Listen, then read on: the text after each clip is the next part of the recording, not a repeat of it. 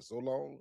And Boots tested that, and Boots found out that he didn't know how to lock up for the body shot. So Boots started banging his body, and the body shots, like I said, the head shot you can come back from, just like Boots came back from the head shot that Xander hit him with. And to Xander's credit, he was trying to go to Boots' body too, but Boots can take He the body was. shots. Boots can take the body shots. Xander can't take them like that. So Boots was really having much more effect on Xander's body than Xander was having on his. Now he was trying, but it was to no avail. Boots was destroying his body. I mean, breaking his body down. That's what really ultimately, to me, caused him to start the fight, because the shot he hit him in that 7th round, he went down, but he was hurt already from that body shot. He was trying to protect his body more so than his head. It's a lot to unpack here. Boots came out in the first round like he typically does. You know, Boots has all 10 toes gripped on that canvas. He's looking for power, and I'll call it power boxing, where he's boxing, he's using skill, but Boots is looking to hurt you. And he's trying to hurt you as early as he possibly can. So every jab is a stiff jab. Not really no setup jabs. Not really a lot of setup punches from Boots. It's power. And he was able to get a shot through with Xander and send a message early in that first round by dropping him. We get into the third round, and this is the round that everybody's talking about right now. And, you know, we spoke about this a week or two before the fight. We talked about some of the defensive lapses that we see in Boots, not just in this fight. We've seen this periodically throughout the last few years, as Boots became more of a bigger name, and everybody, you know, we started watching him and really. What's the word, Emmanuel? How you feeling, buddy?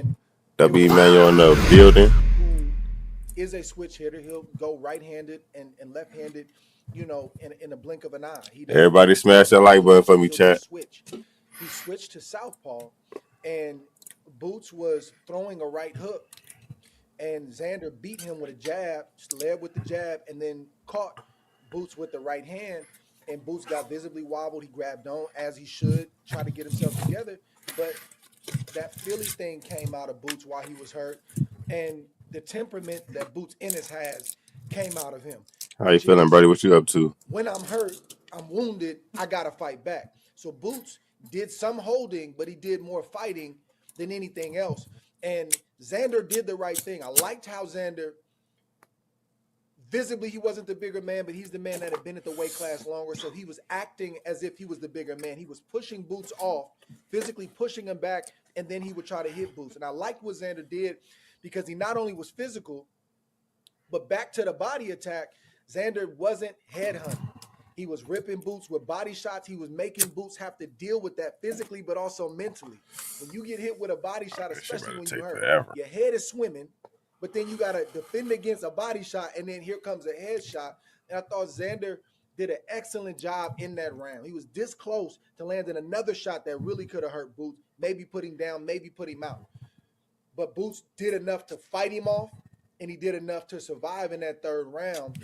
And I don't think that moment that he got hurt was a mental lapse. I think it was an exchange, and Boots got caught in the exchange. And you see this a lot with Terrence Crawford. Certain guys who are really about knockouts, that's their primary focus. They can box, they do have defense, but I really want to hurt you.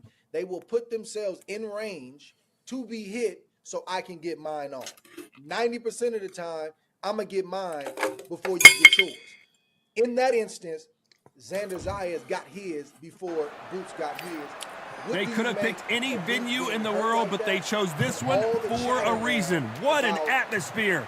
This is the Lighthouse Theater. I'm Todd Grisham. And even those coming to his Deontay, defense saying, well, hold on. The gentleman of boxing. All great fighters have been. All great fighters have been rival. What a pleasure to be in this unique environment. Hold on, real Every quick. seat Oh, has shit. been taken for tonight's match. All right, I went over the rules. I want you to protect yourself at all times, and what I say you must obey. These athletes have promised us a war. Let's see if they deliver.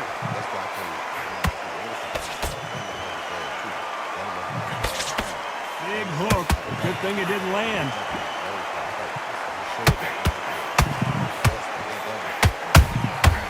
Beautiful. Okay.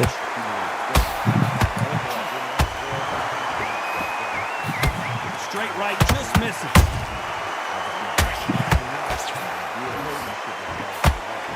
Not a lot of punch output. Thought there might be more action here.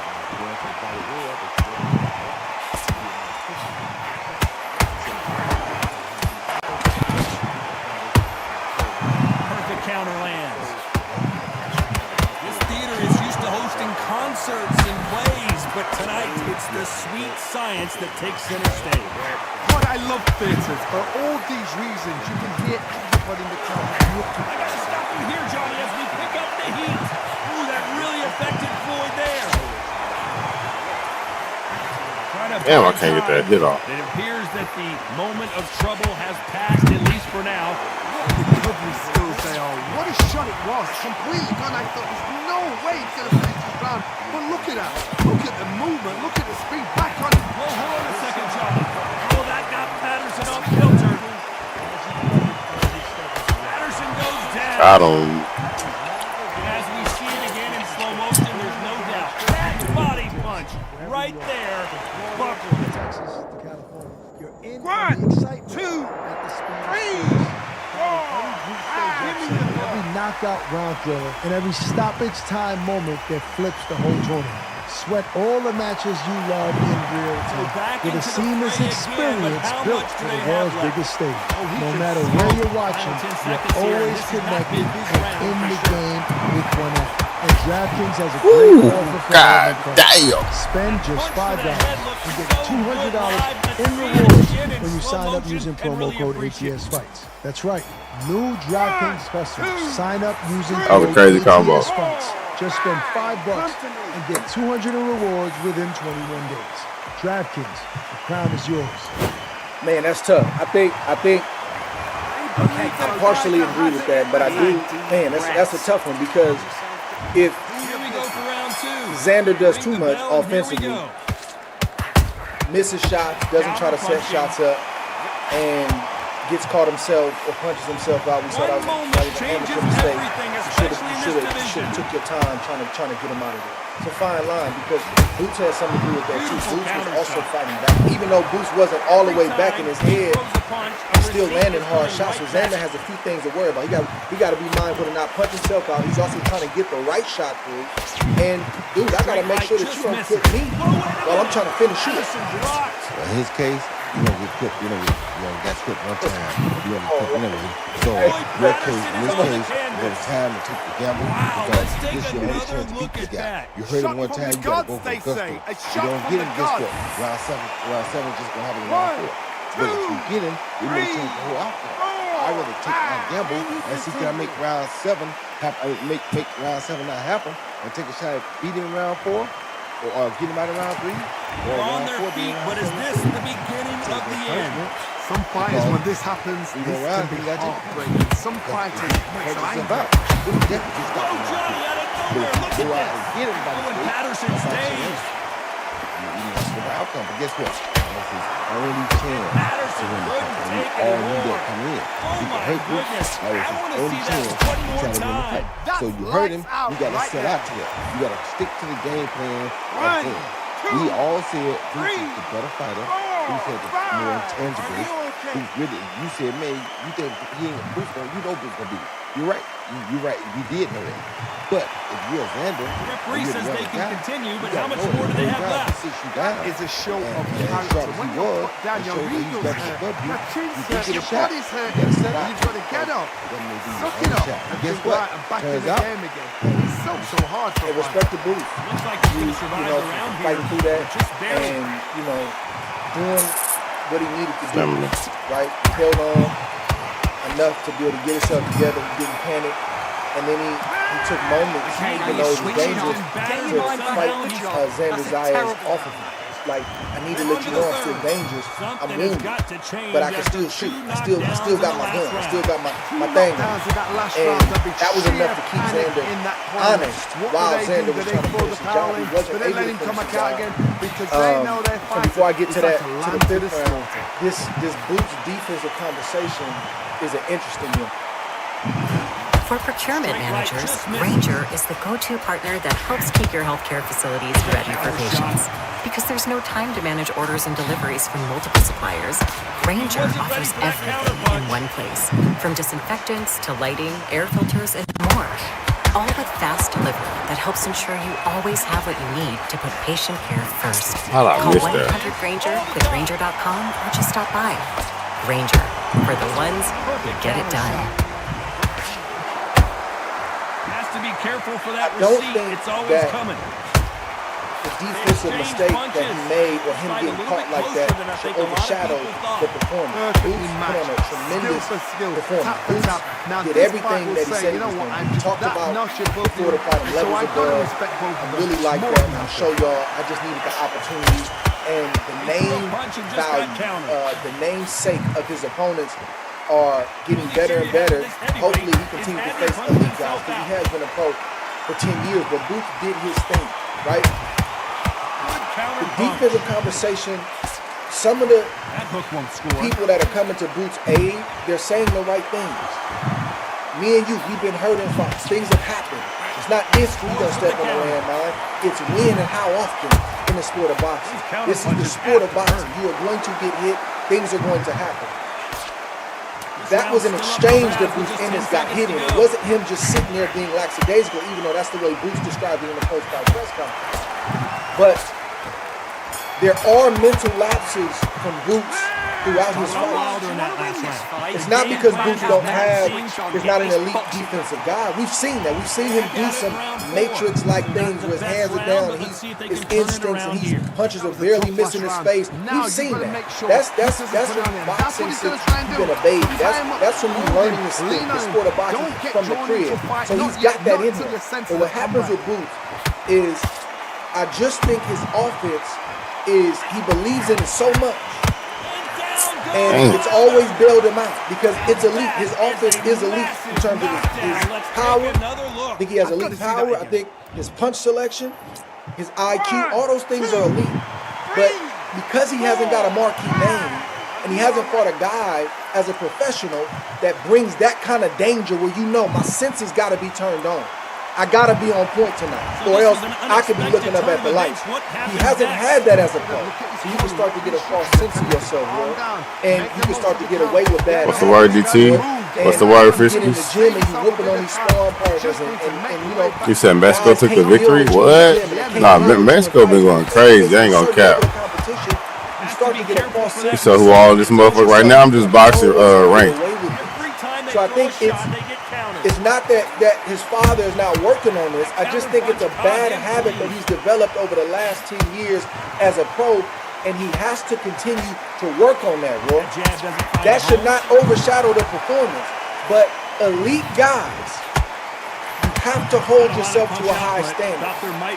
Let's go no further than Boots Ennis' own comments about his performance. He said, man, I give myself, I think it was a C minus or something like that. I think he had a much, higher grade than that. But if you're going to be the king, I'm not saying a titleist, I'm not saying a unified champion, I'm not even saying an undisputed champion. I'm saying if you want to be the king, where I'm running the game and I'm sending fear throughout my division and the surrounding divisions, you got to be hard on yourself. Appreciate the win, appreciate what you did good, but you always got to be under the hood, tinkering and messing around with your game and being hard on yourself and saying, I shouldn't have got hit with that. And that's what Boots said. So I think Boots does have work to do here to tighten up these defensive calls. Because like I said 2 weeks ago on this show, it's not about Xander Zayas catching you. It's about the next guy catching you. And you can't afford to give those kind of things up. Boots said that. I'm sure his father feels the same way. And the conversation is loud right now around the defensive thing. Some of it is legit, and some of it is. At the heavyweight level, do not expect to be punished for it. When you saw Boots tell Xander, Big biddies. Appreciate you, buddy. Whoever that was, I can't see who it was. Big biddies, though. He's not swimming on these sharks like he has. Boots kind of knew what was really happening, right? Xander felt that pressure. He knew Xander felt that pressure by the way he said. So yes, definitely. Prove Boots ain't all that. I been knew Boots wasn't all that. That's why I never really been picking Boots as my, my favorite. Basically took it over right there. Boots not really all that, gang. But what I'm also going to say here is something different that people probably don't hear. When you're on Boots together, it's hard sometimes. There's so much going on. I appreciate it because those punches and punches, those power shots, he wants to shot land. He knows how to mix it up. He knows how to change. Ooh, good. Oh, that was good. That was good. most of these guys nowadays, about it as we see it again. I lock in, bro. get out. So and that's cool. If I don't lock in, I'm The loose. guy that's willing to go out there and take that risk because that was my style of boxing. So I gotta tell you that. I'm too honest. You said I'm rusty. So him and I know I ain't been playing this much. But I appreciate them two doing it. Bud would be the brace off dude. Nigga, what? He would beat the shit out of him. Don't waste time. Get step behind the referee. It's been all one-way traffic with just 10 seconds to go in the round. Long, big bag, if things start going way too quick like it did for Boots, you have to look at the mental letdown. You don't feel it. Nah, this dude pretty good though. I ain't gonna lie, he pretty good. You said that wouldn't have happened a couple months ago. That may be true, but bro, pretty good though. I ain't gonna cap. Whoever this is, he pretty decent. He not a cheese ball like the rest of the niggas is. I respect him. Because I know he's going to go. So this, you watch what's going to happen. If he doesn't, I'll be very surprised. That's what happens. The only fear you have with this fighter is has he punched himself out. He won the second round. He felt like this was in the bag now. So his senses went down a little bit. When his senses go down, that's when you're wrong. But when you fight somebody like James Hunt, like when I fought James, my senses couldn't go down not 1 second. Is he going to punch himself out though? If they did, I would have sleep. So James done with that counter shot all night long. Nice counter punch right up the middle. You find somebody like a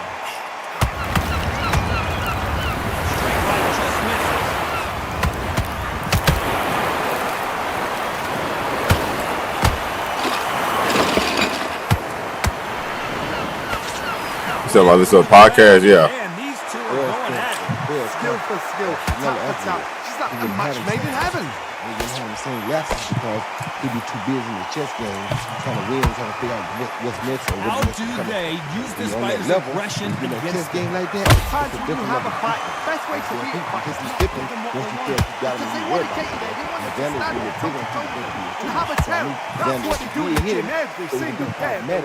What you He gotta do flat is now, you he's gotta slowing do down. right, as they say, shots. Oh shit. Get out of the way. And they'll get so angry, so frustrated. Okay. Control, and I know this is from watching. I know that's because I've seen that tip. When you get in control, your senses go down a little. Now it's not. You know the scorecards are going to be all over the place in this one. You know, and that's what he felt like. Oh my God, bro, what the fuck? I don't think his defense was that big of a problem. Matter of fact, the guy he fought from over in Spain, I don't know his last name, but that guy was hard. I don't know who won that round. You said you hit you said 1,000 bits, W biddies. Appreciate you, buddy. W biddies.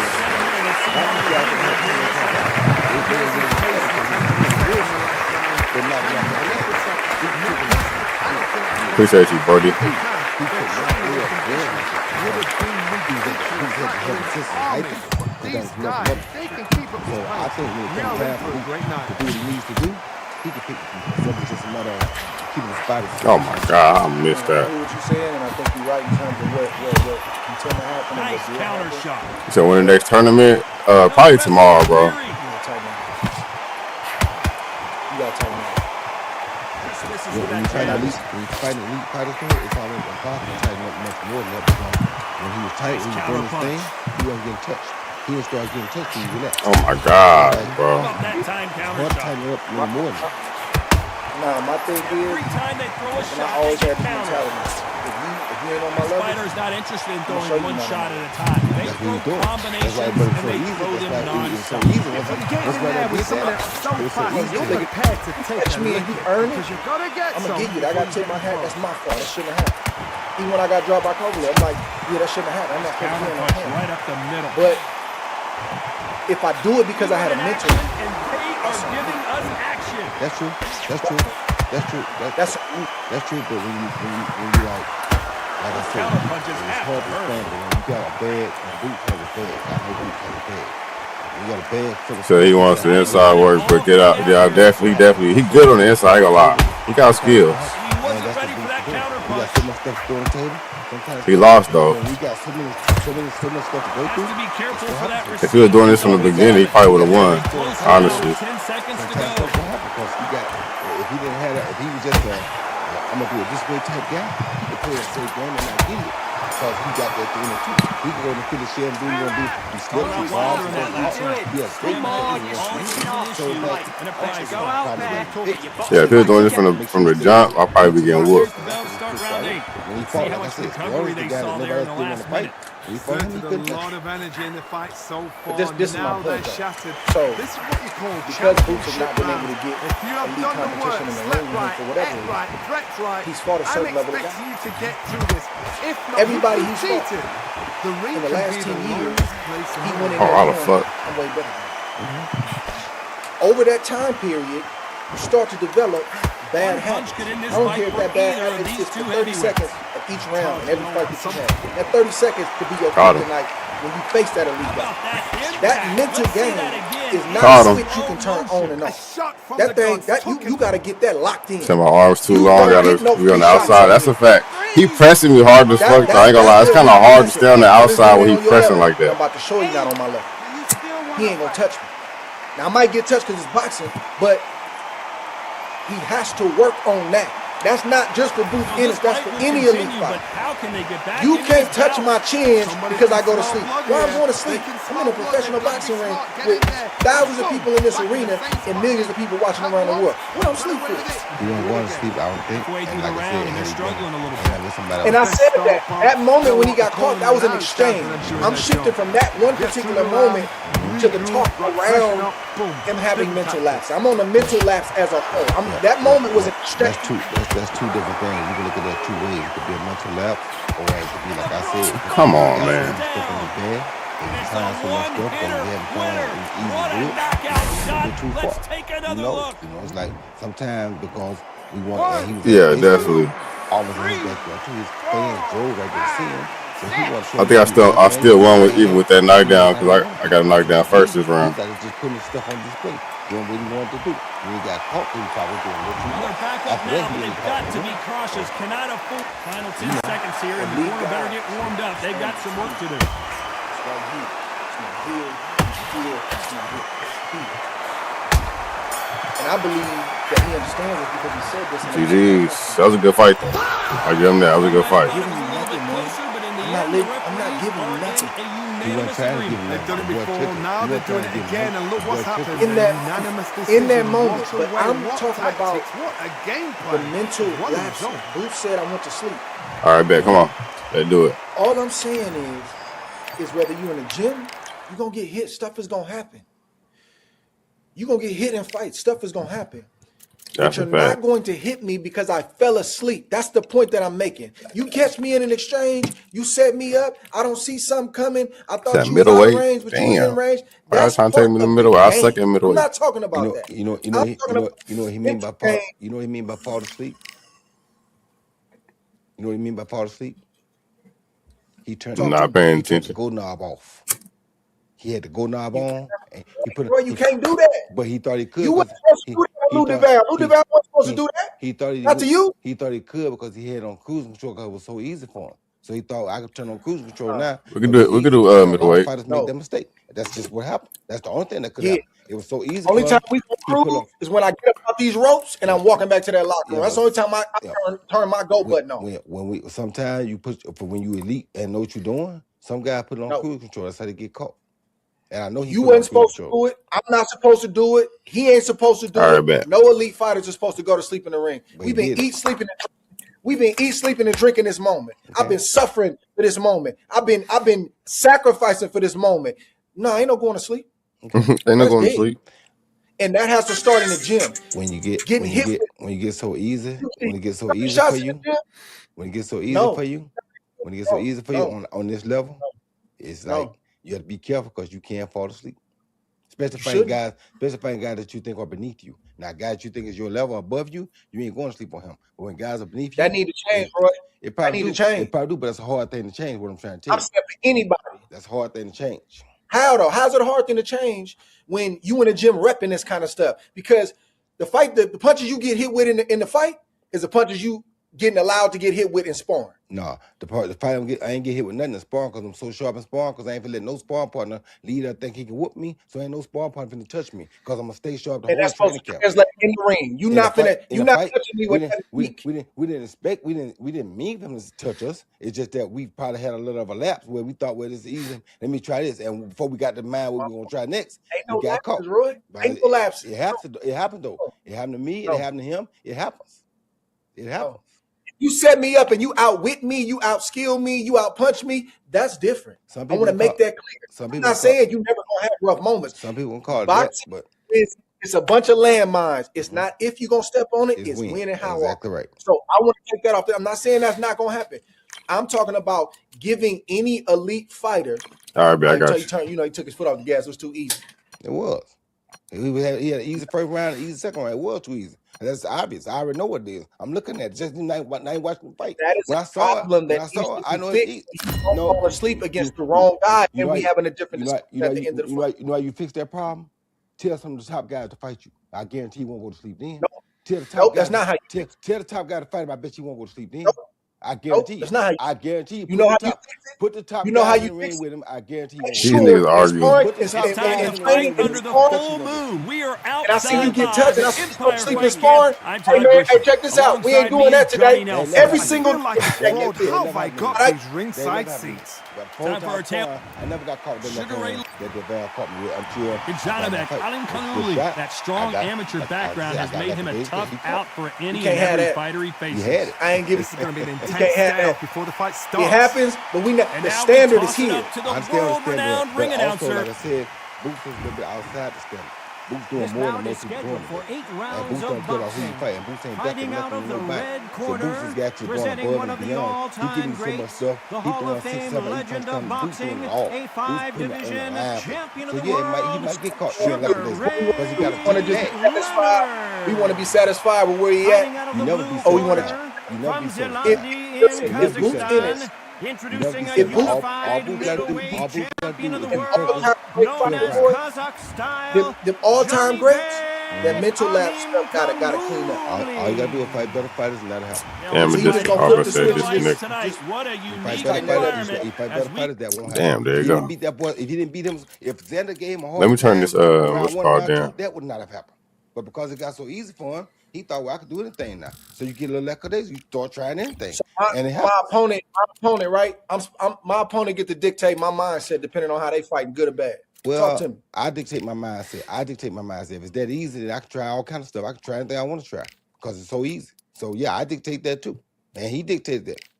It was easy. He dropped me in the first round. He got up. He beat outboxed in the first round, outboxed in the second round. So he's like, well, this All is right, easy. bet. I can try this and I can try that. Now you can't try all that. He is still dangerous. So you got caught being lazy and being lackadaisical and trying stuff, you know? It's like I thought he switched at a bad moment anyway. He was doing great from one side, still on that side. But he switched because he thought it was that easy. And that happens. Yeah. That happens. I think you always got to be reaching in this game. It's always room for improvement. And, I say this with love with Boots. That moment is getting a lot of attention because he is an elite guy. How elite, we don't know until he fights these certain type of fights and he's in these moments and he's got to keep coming out on top in these moments time and time again. Time will tell, history will tell how great Boots Ennis ultimately becomes. But the eye test and all the stuff you see, man, he's elite. And when you have an elite guy like that with that kind of pedigree, from that kind of background, with that kind of trainer, you got to keep you never satisfy. Elite guys don't sit up here and be like, oh, that was just a little, I just had a moment. He wasn't satisfied. He wasn't satisfied. He got mad. He got mad because he said he ain't satisfied. I wasn't either. But so why you not mad about it then? Why you not mad about it, Roy? I was mad about it. I was mad about mine, and he mad about his. So why I'm mad about it? Because he wouldn't see the reason I ain't mad about it because I know he know what he did wrong. So he know how to fix that now. He know exactly what he did wrong. He said it himself. So he can fix that now. That's an easy fix. Don't go to sleep.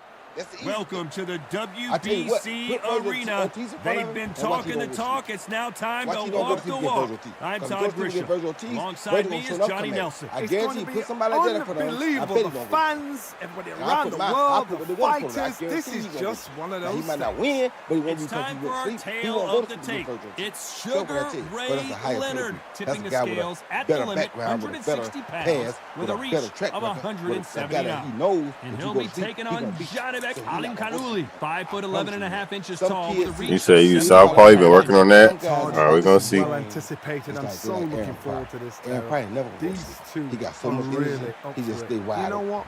all the Nobody time. believes You understand me? what he You got a guy Damn, like what the Sugar fuck? Leonard who know how to stay wide This shit open. DC'd But if he again? easy, he'll go to sleep too. He has gone to sleep a Let couple me times like restart that. my Because shit. that's Maybe just it's what my they do. shit. We got so much stuff we can do if it get easy, and we don't knock you out right away. I mean, we're gonna keep doing our thing, but we call that sleep because that's just calming down, being normal. You understand me? So when we come down and be normal and don't be trying to do nothing crazy, in our mind that's going to sleep. Because for me, that's why I I gotta love mute it Allen. right quick, Allen y'all. stayed on you, stayed mentally. No facts.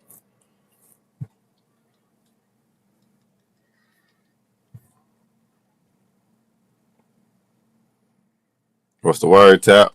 W Tap in the building. How you feeling, buddy?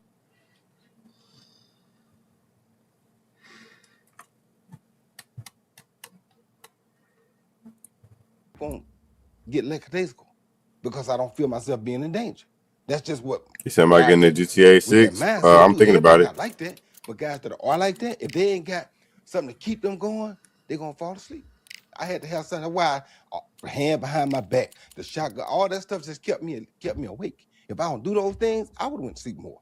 Cause if I ain't doing that, I'm gonna get bored. I don't want to just box and beat you. I need to be doing You something. gonna have to I have need to some be entertaining scrubbers these from San people Diego? while I'm beating Facts. you. That's what kept me awake.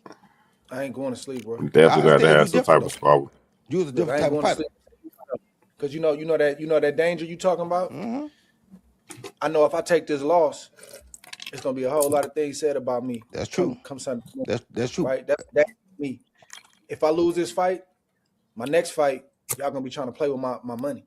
Oh man, you lost, man. You know you didn't come through. That's a danger to me. Yeah, me and Frisky's fighting right now. Having to deal with me going to sleep and letting you get a moment that you shouldn't have got, man, that's a danger to me. All them people sitting ringside with them laptops lighting up their face, they waiting to write. Tonight it happened. It finally happened. That's a danger to me. Hopefully I don't this need shit my load opponent up. to do nothing. I'm coming in here.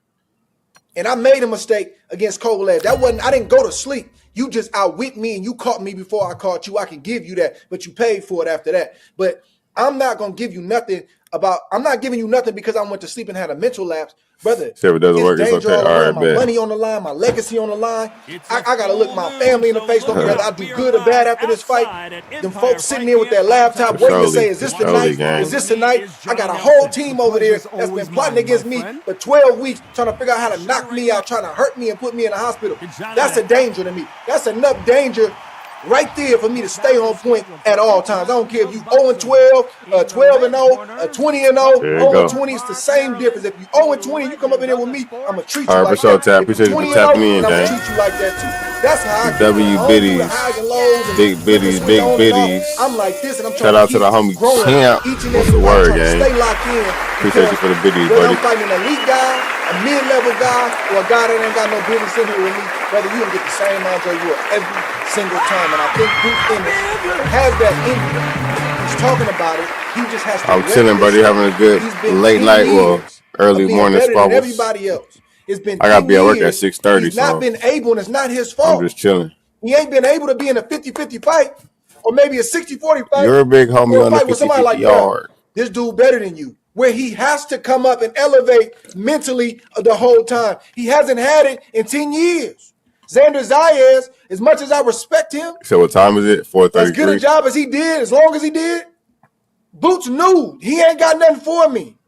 So when you dealing with that, for 10 years, you always had your way, you psychologically continue to think, Yeah, I gotta work you're at going to have 6. your way again tonight. And even if you hit me, I just got off. I just got done doing the you have to detail treat these dudes like like at 2 they got o'clock. dynamite in their Somebody hand. called me to do a Don't detail at 2 tell me o'clock in he the ain't gonna morning. punch you. So I You hopped up got and 8 did to it. 10 ounce gloves on. So I didn't And you sleep. trying No, to hit I me in my slept head, like bro. late as fuck today. If you hit me right _champ89 here, started a new here, hype train. anything W can happen. sub, buddy. So I Appreciate gotta you. take my mind Big there sub, when it's big very easy sub. to stay here and just feel like, yeah, you know, I'm off this Appreciate shit. the homie But Champ, I'm gang. not risking my legacy on shoes. I'm not risking my money on shoes. Hey, I don't think like that. And I don't believe It's a signed contract. Hold on, let me. I heard is what this shit accepting doing. that.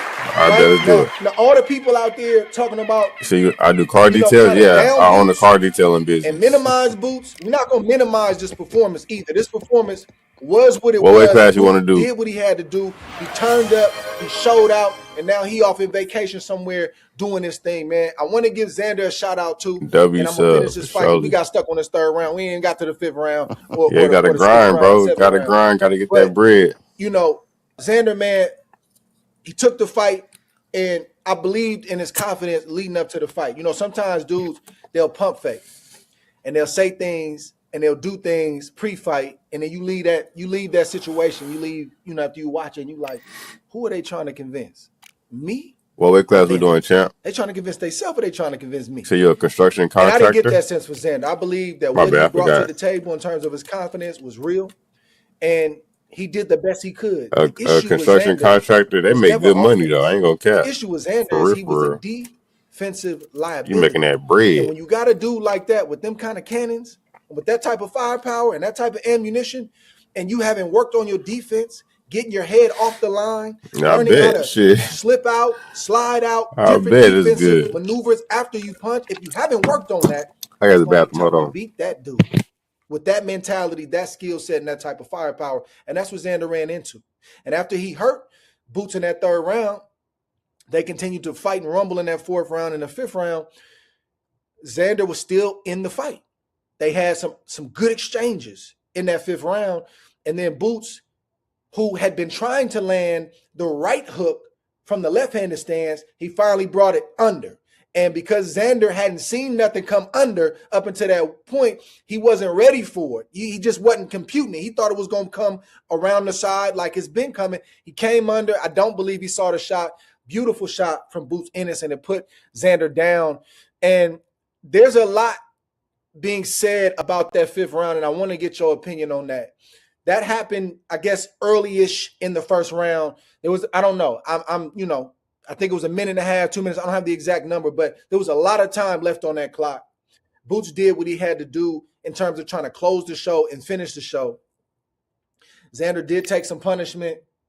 Many are saying that his team failed him and that they should have stopped the fight. I'm an advocate for somebody stopping a fight if need be a little too soon, 1 or 2 punches too soon and 1 or 2 punches too late. But I'm not sure I can get on board with that, man. This is a championship fight. There is a lot. Be honest, you've been accepting that your phone bill's gonna hurt every month, haven't you? Tell me about it. Well, those days are over. Tello just dropped their prices again. New plan tiers, lower prices across the board. There's a data sweet spot with 10 gigabytes for $15, a new 20 gigabyte option for $20, and unlimited for just $25 a month. All with unlimited talk and text, 5G coverage. On the line here. And I'm on the fence, Roy, about if the corner should have stepped in there in that 5th round. What you think about that 5th round and if they should have jumped in there in that moment? I thought they should have stopped him in the 5th round to preserve his career, to preserve his life. Because after the 5th round, when you saw him get set up with a new punch, that lets you know that this man is still going through the gears. And you right here where you was at, you're not going no further. He's still going through gears on you. Don't let him keep going through gears on you, bro. It can get worse. You understand me? He's still going through these gears on you, bro. You not catching no more. Now you still right here in 1st gear. He on the 5th now. In the 5th gear, he caught you something that you ain't seen coming that you probably have never seen before. So at that point, you say, you know what, this guy is levels above us. We are in Riyadh, Saudi Arabia at Kingdom Arena. Let's stop right here. Next to me is let's Johnny not take Nelson. the punishment. Let's get him back home. Sugar Ray Leonard, one of the greatest all-time, won world titles in 5 weight classes, and he fights out of Wilmington, North Carolina. That he went on that level.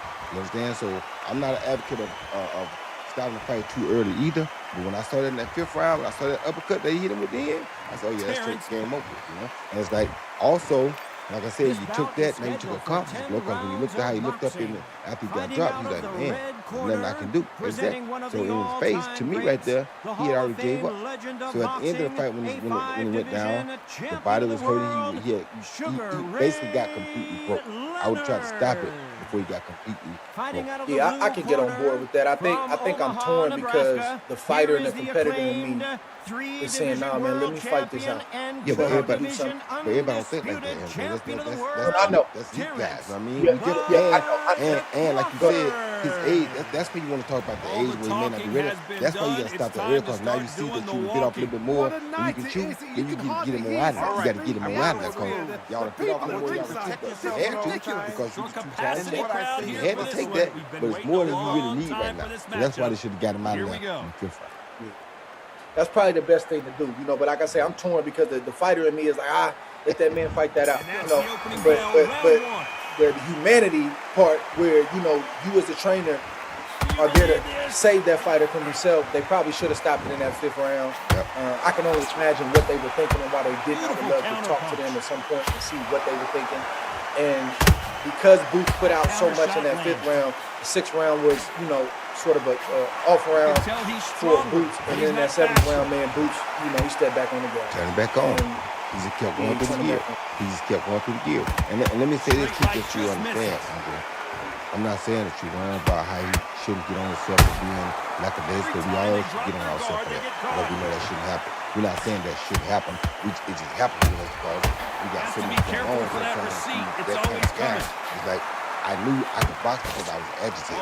So if I ain't got to agitate you, I'm for it. You know what I'm saying? So it's kind of not fun for me if I can't agitate you. I want to do exactly what I saw my idol, Muhammad Ali, and what I saw Sugar Ray do. If they agitate you, you're not going to do when they agitate you. Now, you make them fight normal, you're not going to kill. When they agitating you, you ain't going to kill them. That's what we do. You understand? So that's the deal. And of course, the ring goes, I agree with you too. If that was me in there, I would tell him, no, let him kill me. Don't stop the fight. But I wouldn't. I had the same look on my face that he got. I'm ready to die when I go in. You know what I'm saying? I don't care about no. I don't care about I'm hurt. I'm good. Forget that. Let me go till I can. Let me go till he stop me from going. When he stop me from going, then we sit there. Until then, I can put everybody. Everybody built with that design. And the guys is not that hot. And he's really a young kid, 23, 24 years old. Like you said, that was young for him to even get in a fight like that. So, but because you got 2 titles, you had to take the fight. You can't not. If you're gonna take the crown, then you can't hit. You gotta take the hit. So I'm sorry for that, but that's why in the 5th round when he got hit like that with the uppercut, they should have stopped. Yeah, you're probably right, man. But they didn't. And Boots came on in the 7th round and took us back on the gas, and he just put the type of shots together, man, where Xander took that knee. I'm going to get your opinion on this. So, Xander looks to the corner while he's on the knee. And guys look to the corner for different reasons. Sometimes it is to get that. And sometimes they just want to see if the corner saying, hey, stay down, an 8 count, and get up. There's different ways guys communicate in those moments. And a lot is being said about Xander quitting. I'm not going to say that about that man. I first of all, I don't know why he looked at his corner. And, only imagine. I'm not even going to get into what I would do, because that's not even the point right now. I think in that moment, Xander could have packed it in a long time. But you check the heart box, you check the toughness box, and because you're not willing to die in there and go out on your shield in the way that people want to see you go out on your shield, that doesn't take anything from you. Because if something happens to Xander, if he gets hit with one shot that opens up a brain bleed or something in his brain, and he's not the same, what everybody going to be saying? I'm talking to the fighters too that said he quit. Oh, prayers up for Xander. Prayers up for Xander.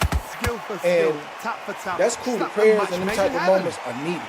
But ain't nobody got time for that if that can really be avoided. And you had shown enough. It's one thing if at the first sign of trouble, the first time he got dropped, he looked for a way out. Xander didn't do that. He endured a lot. He dished out some, got his respect on that front. I believe Boots Ennis respects him more now than he did before they fought. And that's really all you want at the end of the day. You want to get your hand raised, but I want to make sure you respect me. And he got that. So I don't look at that like Xander quit. I'm not going to use that word around that situation, man. And I can't do that to him, bro. I think he has shown enough, Roy, and I think he checked enough boxes for me to continue to salute him and tip my hat to him and say, great fight, young man, you just came up short. Okay, that's cool too, and I agree with you. I thought he did a lot, and I thought he fought a great fight until I say feel like of course I'm going to disagree with you, because what you're saying, in my opinion, is the way I see that. You understand me? Hey, y'all gave Roberto Duran all that hell for quitting against Sugar Ray Leonard. That was different, bro. Well, it still happened. He still stopped. That man get dropped at all? Did that man get? Did that? No, he get dropped. That man. He got humiliated. When you look at the corner like that, he feels humiliated and embarrassed. So you look at the corner like, how much more does I got to take? You understand me? How much more does humiliation and embarrassment I got to take?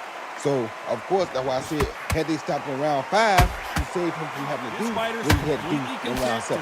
Come round 7, his body was so banged up. Like I said in the beginning, his will got broken. When your will get broken, you give. What does you give me? I give me. That's what you for the next. I quit because I stopped for the field. Now, I thought, like I said, had they stopped in the 5th round, they should have. But they did. So now he had to listen. The next 10 fighters he fight, all gonna be trying to push him to a place, but they're gonna think now that they can make that jab. Did he quit though? What did he do? Because he quit because he looked at his corner. No, he didn't quit because he looked at the corner. He quit because he know when body shots are on, he can't get away from him. That's why he quit. He got dropped. Corner. Guys look at their corner all the time. So because he looked at his corner and his corner said that's enough, he didn't wink his eye. No, he didn't nod at his corner. You ain't gotta wink your eye. You ain't gotta wink your eye. You just throw the flag by. So why you wave that flag? He waved the flag. You waved the flag. I get it. He waved the flag.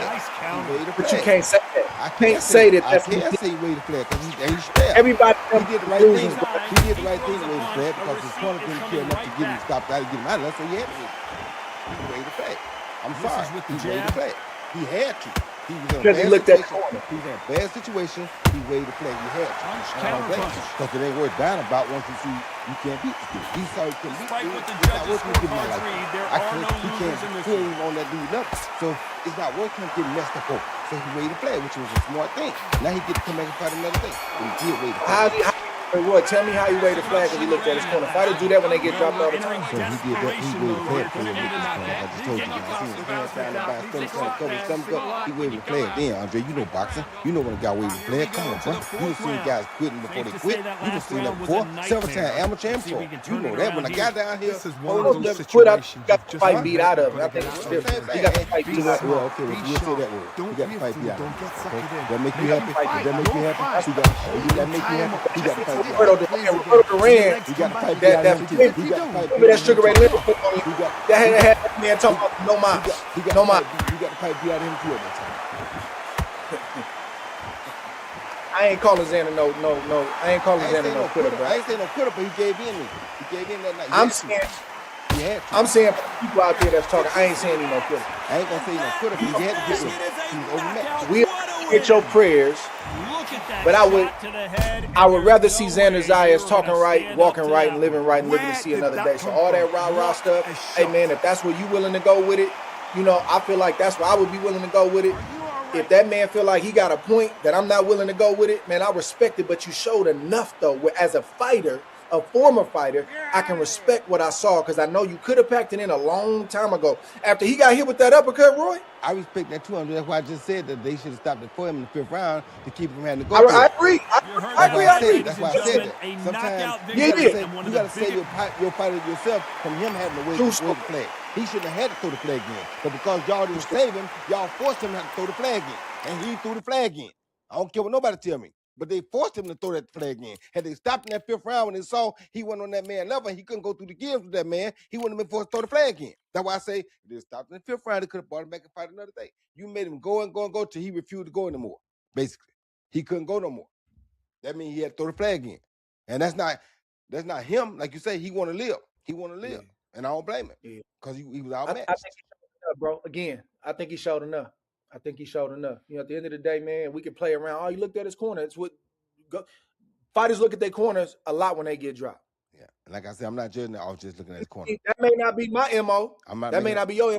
I'm not making a judgment. I was just him looking at the corner. Though. I'm making because of the body language I saw before the fight got 4 years. Got for sure. He got the he for sure got broke. So I'm not about it. Ain't no doubt about that, man. Ain't no doubt about it. And Xander ain't saying nothing different. You know, let me ask you this. Where does Xander go from here? Can he bounce back from this physically and psychologically? Well, I'm going to be honest with you. You're going to go see a sports psychiatrist first. If he's smart, you go see a sports psychiatrist, get his mind back right. I'm just keeping it real with you. Can you hear me now? My bad. GG, bro. If you ain't hear me, I said GG. I guess my mic was muted. See, this is what people we can run it back, though. Fight. And this is where it's changed so much. All right, bet. In a prize fight, in your mind, if you're going to be a real prize fighter, whatever weight class, send me an invite. Kill or die. You understand me? You don't want to kill and you don't want to die, but that's what's got to be the mindset. That's why we respect. That's why a lot of times back in the days, the Army veterans, they watch boxing, they watch fighting because they over there out of war where they know they got to either kill or they I was getting my ass whooped. I ain't gonna lie. And that's I got lucky like a motherfucker. It ain't got the guns, but these gloves are the same thing. You out there to kill or die. So somebody you gotta have a team that understands how to save you from yourself. Because me, I'm gonna get myself killed. I'm gonna get myself killed. I already know it. I'm gonna get myself killed. So somebody gonna have to say, I'm just keeping it real with you. Somebody got to save me from me because I'm not gonna stop. You understand me? I don't care what happens. I'm not gonna stop. Somebody gotta stand. I'm gonna be mad at the person that stopped me. This welterweight? I'm not gonna stop. It just ain't in me. What the fuck? Like, that's a different type of person. But Xander could have had that in him too. He just was outmatched that night. And that's why I say he got to go back and get a sports. Okay, I guess I'm going Bud again. To put that back in his mind. You understand me? Because once that's broken, that has to be fixed. A lot of times when they get broken, people don't go back and fix that. That has to be fixed first, psychologically. If it gets fixed psychologically, he can come back and be world champ again. Because he has the tools, he has the skills, he got all the things. He was one punch away from it that night. You understand? So he got all the goods. He just got to go get that part where he got broken, which was some people call quitting. He got to go get that fixed psychologically. You got to get rewired again so that that's not there. Man, respect to Xander. I hope he does whatever he got to do to get back in contender and then title contention. It's time to get interstellar in your favorite constellation here at the Observatory. Everybody smash that like button for me, chat on YouTube. Todd, always a pleasure to work with you. Always a pleasure. It's time now for our tale of the tape. Sugar Ray Leonard always fit and naturally, trim. the talk is going to be about what's next for centimeters Boots tall Ennis. with a reach And of 170. for me, it's either Virgil or and Fondo. standing across the ring Virgil from him had a in lot the to say. flesh. He said that, Xander quit. A lot of people didn't like he, that. Of course, won world A few other titles fighters in said he 5 quit. different weight And classes, so including Virgil the put himself undisputed back in the mix, at welterweight least title. on His social. hometown These guys tried to fight Wilmington, North before. Carolina. It's a lot of, it's a lot of back and forth about why the fight didn't happen. But for me, it's either Virgil or Fondo. Well, I'm gonna tell you like this. A lot of that should be predicated on how Earl Spence does against Tennessee. And I'm gonna tell you why. In this game, I am a killer, and I really kill and be killed, but I do have a knowledge and sense too. The biggest fight right now for that division is Earl Spence if he beats Zoo versus Virgil Ortiz in Dallas. They sell out Dallas. That'd be a good fight for sure. You don't throw it away chasing Boots. You let Boots go fight Fundora first. You wait to see what happens with Earl Spence fight if you're smart. You make way more money right there in Dallas Stadium at home fighting a guy that grew up in the same gym you grew up in, but y'all got different trainers. I've always have. You make way more money doing that first than you do going to fight Boots first. You and Boots is a good fight, but you and Earl is a dream for the state of Texas and for the city of Dallas. You understand? So I think if you Virgil, you will make the dream fight happen first if he wins. If Earl wins, which I think he will. And you make that dream fight happen first, then you go and take the winner out of Boots and Fundora. Guess what? If you let Boots and Fundora fight each other, you ain't got to be both of them. Now you got to be one. If you go beat Boots, man, you still got to fight Fundora out. So you double work yourself, but you're going to get less money out of it alone. Because you're going to get way more money out of fighting Spence and Dallas. all fighting situations like that where it can be You understand where I'm coming terrorizing. from? And if you haven't Yeah, I got you on that, and I'm not mad at that. If Spence goes to Australia, takes care of business, that's definitely a great fight for boxing, but then also now for this the fight state of will Texas. say, you know what, I'm just that notch So what above do you you. think about So Boots? I You think gotta Boots should respect go both of try to make a Fondor fight? He has to. Where else he gonna go? He been in this game 10 years, Andre. He gotta make every move he can make right now. It's okay to be aggressive now. He can't wait forever. You know, we saw what happened with Buki. He just kept waiting and look what happened with Buki. He waited too long. You understand me? So you can't keep waiting like this. You gotta go. That's why sometimes he has these lapses because he's not, like you say, you know, you can have him stay focused the whole night because he's not fighting he ain't got the right opportunity.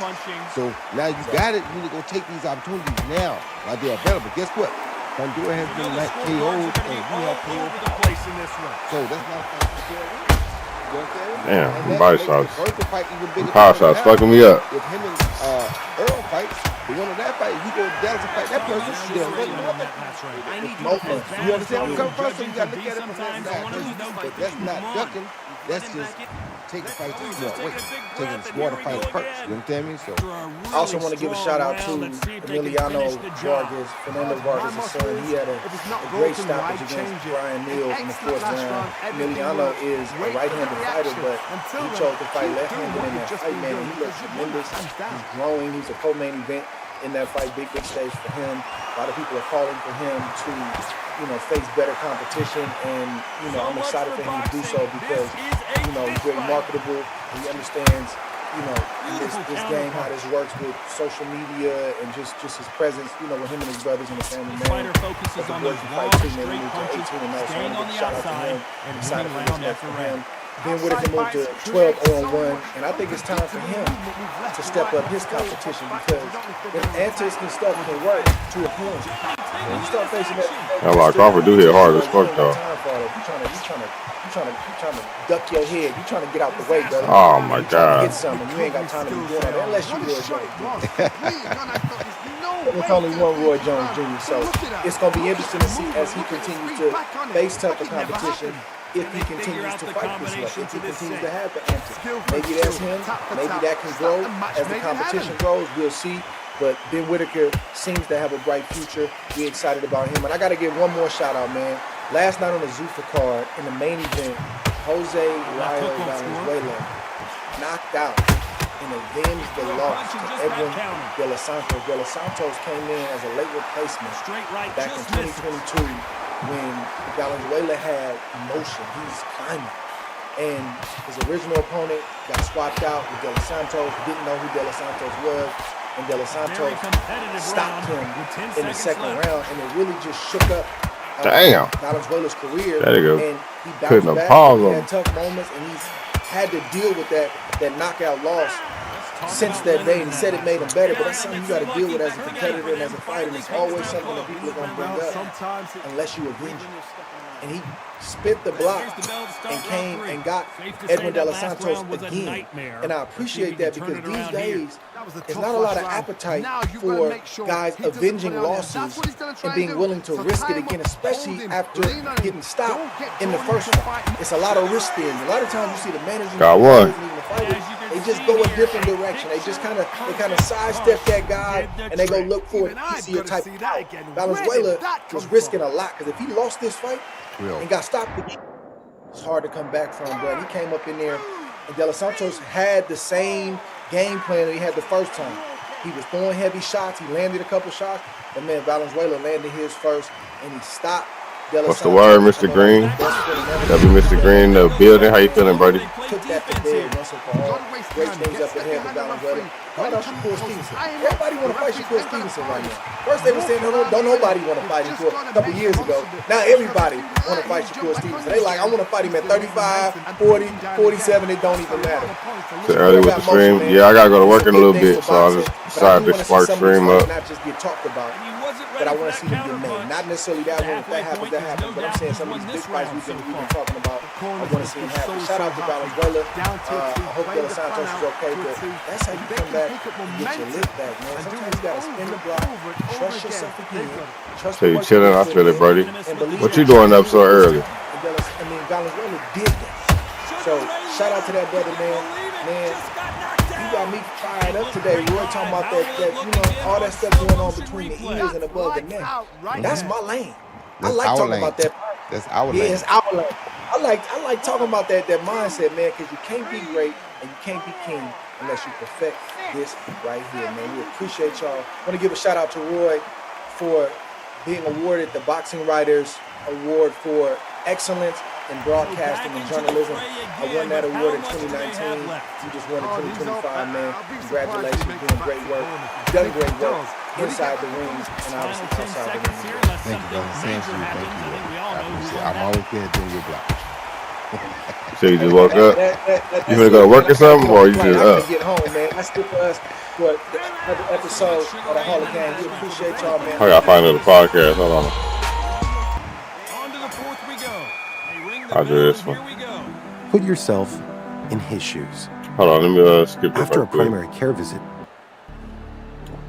We back with another episode of the Art of War. Today we in Houston, Texas, H-Town. Got a Texas native with me today. It's a man that I have a lot of respect for. It's a man that's been on top of the game in the sport of boxing for a very long time.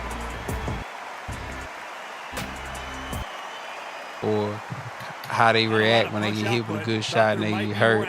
I was just watching just different things that different fighters did. And I was just in love with the sport. I was just engulfed to it. And that's when I was just 100% dedicated. And I was already like an athlete. And then I was strong. And then at that time I was boxing too. I was more of a boxer than just a come forward person. Like, everybody know in the amateurs, like, they know I wasn't coming forward like that. Like, I was boxing, moving around the ring. Moving around the ring. So more computer scoring type. As I got older, I got more experience. I started finding out that I can walk dudes down and I can hurt them. I started doing it, but at first I was just boxing, moving around. Bro, I done heard about them sparring sessions in the amateurs too at them camps. Them legendary. I ain't gonna lie, I was him. I know. I was him. Even like you said, the Colorado Springs, all that. I heard about it. I was putting dudes down. Yeah. What is that mentality though? Because some cats, elite fighters in the amateurs, but they still want to pick and poke and sparring. Like, what was that in you to be like, hey, we cool, but we about to get it in? Just my competitive drive. Like it wasn't no hard feelings. And I told somebody that a long time ago. I was like, man, I'm one of them type of dudes. Like, even if I'm fighting somebody, even to this day. Me and Tim, we be in the same locker room, chopping up, talking, laughing, kicking, playing the video game together. But as soon as it's time to walk out in that bell ring, bro, I'm going to try to kill you, bro. Like, you got to go. Like, you got to go. That's just my nature, bro. Like, I can be cool with you, but once that light switch hit, you know what I'm saying, it's over. It's just like for me, it's just like a line. A line can play with his cubs, play around, do all this. When it's time to hunt, it's time to hunt. And it didn't take you long to win that first national championship, either. Nah. That's what I'm saying, bro. You cut the line a lot, bro. A lot of cats started at 7, 8, 9, 10 years old. So they got 5 to 8 years on you. Talking about similar tonight, yeah. The guys you fighting at the national. Yeah, but a lot of them didn't. Just some you gotta have. Some people had that it. Yeah. Just something different about them, and I had that.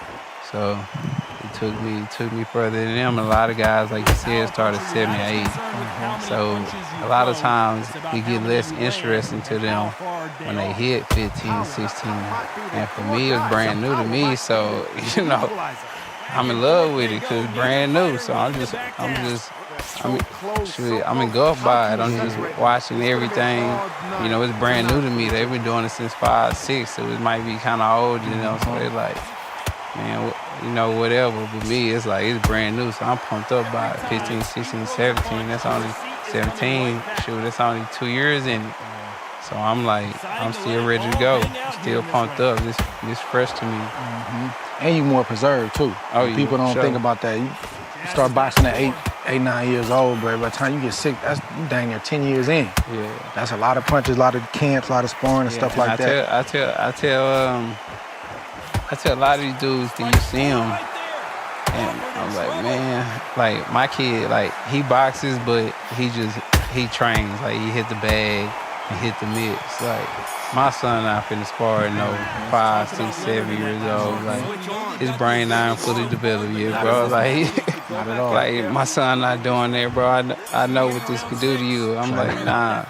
And these kids be in there, some of their daddies be having these kids going to war. They be running 5, 6, 7, 8 years old, like sparring guys 10, 11, 12, and like getting hit and pummeled like that. I'm like, bro, you messing your son up in the long run. You shouldn't do that. They asked me, my son to spar. Like, nah, my son just working out, bro. He just getting his hands right. Yeah, he just getting his hands right. He just getting ready. It ain't worth it. Yeah, it ain't worth it. You can holler at him about 15, 16, but right now, nah. Yeah, that frontal lobe and all that stuff ain't even developed yet. Yeah, it's like, still being developed. It's still soft. Like, yeah. Nah, we're not doing it, bro. I remember rumbling early too in the gym, bro. Me and my brother. My brother was like, y'all never seen my brother. My brother was built like Tommy Hearn, long, rangy, crazy right hand. He just stopped boxing at a certain point. He didn't love it like that, but I had to overcome that dude first. You know what I'm saying? We just rumbled. I'm talking about rumble. Your older brother? Yeah, I got a brother that's a year older than me. Yeah, he probably trying to punish you. For sure. Yeah.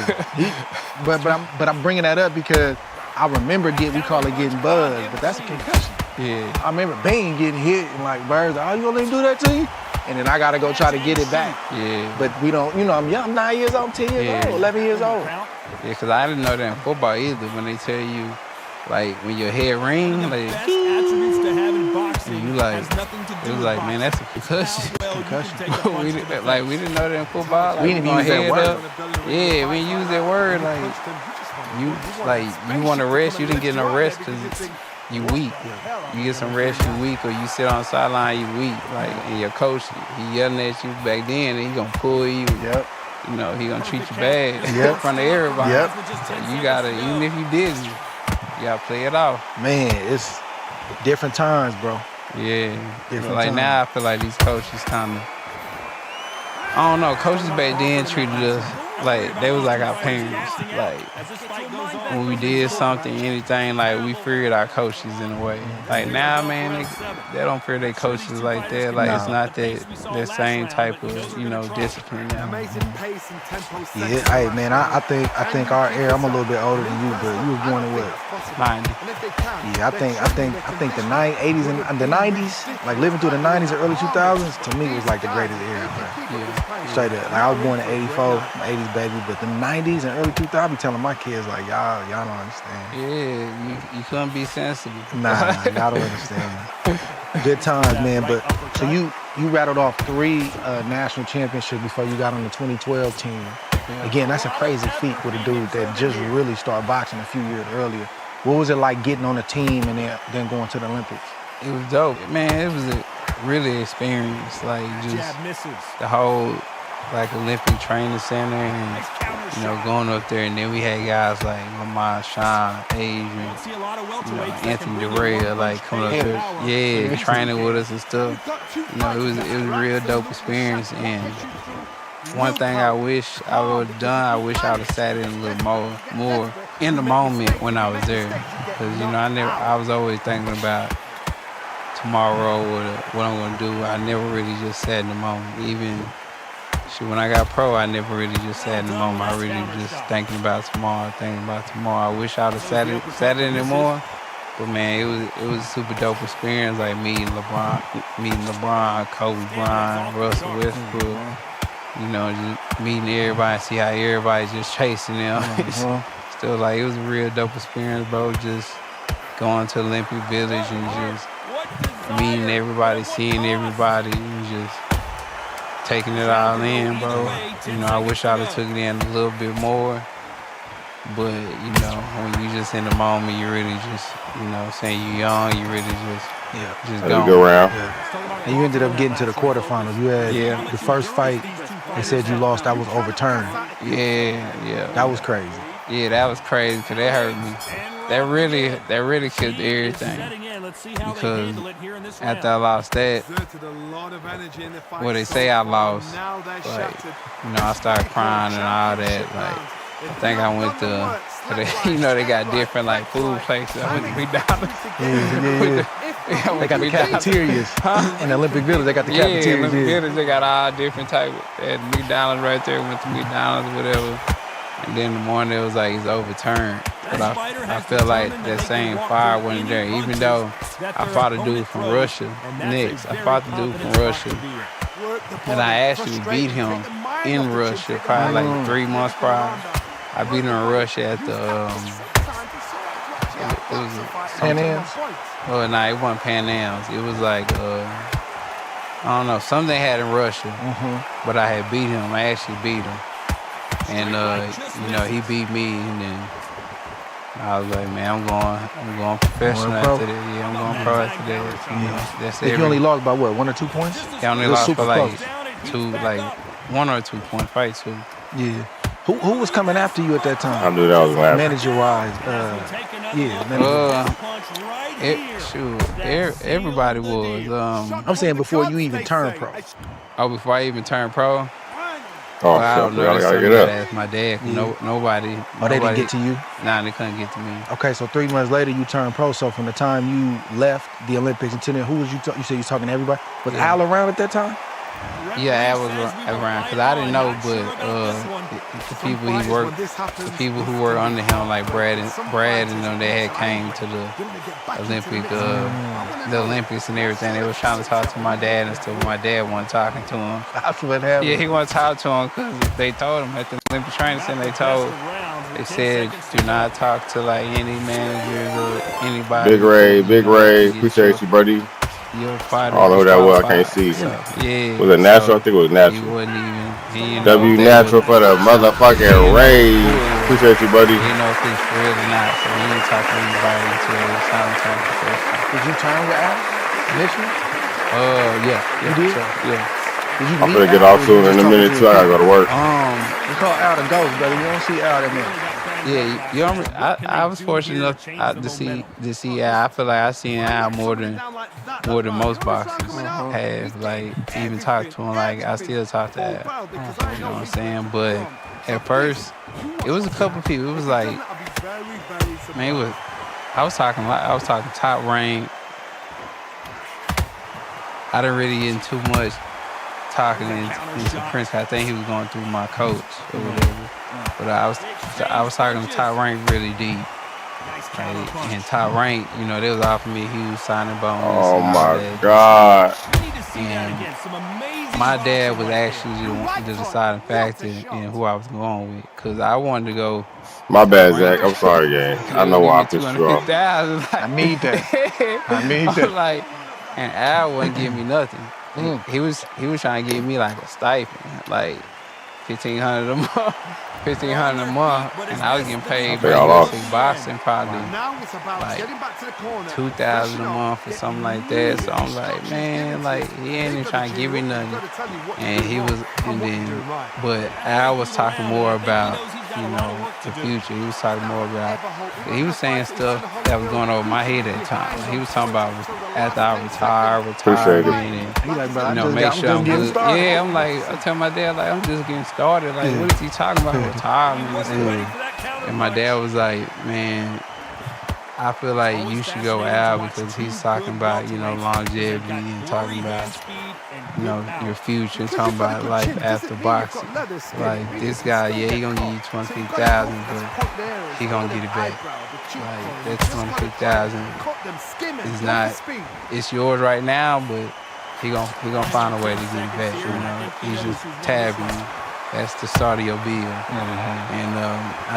And I was like, and I just listened to my pops was like, I bet. Said fight to Canelo. Man, that thing worked out. It definitely worked out in the long run. What's going on? This is Barack the Boxer Bully, and we teamed up with DraftKings, which is the ultimate destination for betting on the big fights. Damn, he won about 1 point. Lightweight division has been on fire, and now it's continuing to be hot. Why? Because we have the undefeated Abdullah Mason, who has shown so much versatility in the ring. He's been dropped, come back, he could fight moving forward, fight on the back foot, and he's going up against probably his toughest fight on I need one knockdown. I win. Who showed himself to be tough. He has a loss. It's very, very tough. But you're talking about a guy who I believe that one day will be an all-time great. So it's going to be so I'm listening to him. He's very active, fought 4 times what's the last name? year. Andre Ward He's on a podcast. roll. He has super power and unbelievable skill. So this is going to be a good matchup, and we're going to see if the young king can come out on top. We partner with DraftKings to give you guys an incredible offer. New DraftKings customers can turn $5 into $200 in total bonuses paid over 21 days. You heard that right. DraftKings has something for every sports fan. Spend $5 and get $200 in bonus rewards. The crown is yours. Sign up using our promo code, ATSFight. So what you waiting for? Download the DraftKings app right now and use our promo code, ATSFight, to level up your Fight Night experience. What up, Fight fans? It's your boy Ak. Listen, for those who know me, you guys know how much I love coffee. And I get my day started at 4:30 a.m. I cook breakfast, I get my son ready, so my energy level has to be at an all-time high. And honestly, the only thing that really gets me through the entire day at that level of speed, Grown Sport Coffee. This gets me through the morning, through the afternoon at work, and then in the evening when it's time to hit the gym, I still have energy throughout the entire day. This is the best product on the market. For my busy mornings, workouts, and everything in between, you need coffee that works as hard as me. And that's why we've been loving Grown Sport Coffee. Backed by Patrick. Ooh, hold on. Oh, they gonna cheat me with the. They cheated me, gang. Each can has 150 They cheated me. milligrams of natural caffeine, natural sweetness, and 100% of your daily B vitamins. The lattes pack 10 grams of protein, and the cold brew So draw. sugar and dairy free. It's even NSF Good fight. certified for sport. You can find Grown Coffee in retailers nationwide, including Casey's, Quick Trip, All right, come on, Zach. and online on Amazon, Walmart, and on their website, sportcoffee.com. Grown Sport Coffee. Get going, keep going. You said, who I'm fighting champ. What is it like working with Al, bro? It's a lot of rumors about Al. It's a lot of, Al moves the way he moves. Yeah. What's been your experience? Well, my experience, I mean, Al was more. It was too. I don't know, bro. I felt like he was too. I don't know. He was just too. He was too nice, and I always had like. At first, I was like, bro, this something up, because when somebody like too nice or too like genuine and stuff, you like, man, something up. He gonna get me somehow. He gonna snake me somehow. He gonna snake me. With Al, like, he'll talk. Man, they used to send me stuff all the time. Like, send me stuff about fighters going broke and fighters going broke even before they retire. Like, they live in fight to fight. Checks and things like that. They used to send me that all the time, and he used to always just talk to me about, saving my money and, and things like that. And he's always just talked to me about stuff other than boxing and always just looking out for me. And I was like, and that's why with me, my loyalty always, been with Al, because for me, it was always bigger than boxing. Like, we're talking on the phone, he's not talking about boxing or who I'm gonna fight or this and that. He's just talking about life and life experiences and different things that that happened. But I didn't really realize what he was talking about. But I knew what he was saying. I was listening, but I didn't know what he was talking about. Like, I'm a young dude. I'm like, Trying to get to the I bag, hear you. man. Yeah, I hear what you're saying. You know what I'm saying? I'm listening. Yeah, I hear you. But for him, he was just genuine, bro. He was just genuine. Always, checked on me, even to this day. Always checked on my family, and that's dope. And he one of the people that always, looked out. Like, he stayed checking on me. It don't matter Should have my when I VC. lost, car accident. He came.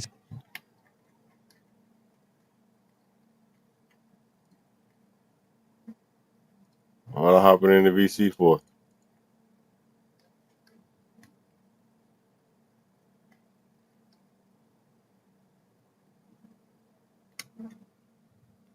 I ain't gonna lie, bro. I'm finna get off here soon. I'm getting tired. I need to go get me an energy drink.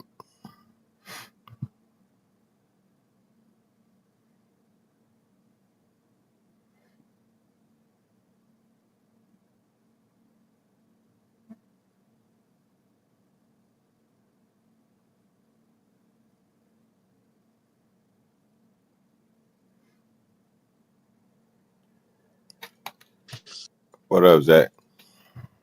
Oh, it's good. What you telling me happened in I'm gonna VC? get. You still not in a fight? I'm not in the fight now. You ready? Yeah, I'm just telling my PC now. All right, bet.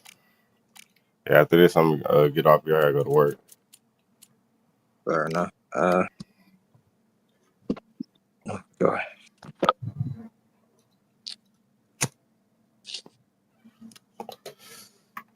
What you want me to hop in the VC for? Cause everyone gonna hop in this bitch. Nigga, I'm not finna stay in the VC. I'm listening to this podcast. Oh shit, you still listen to that? Yeah. All right, but you're gonna need to concentrate when I'm whipping you. Man, but I can concentrate. Don't worry about that. You worry about not getting knocked out.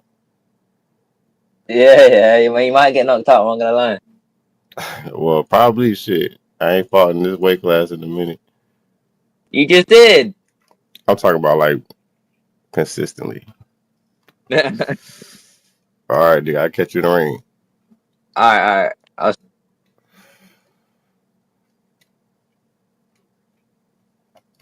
nigga just want to talk. Hell no, nigga. It's time to fight. To the hospital, checked on me and stuff. And I didn't even know he came to the hospital. They were saying when he came to the hospital, I was telling him about who I wanted to fight when I get back.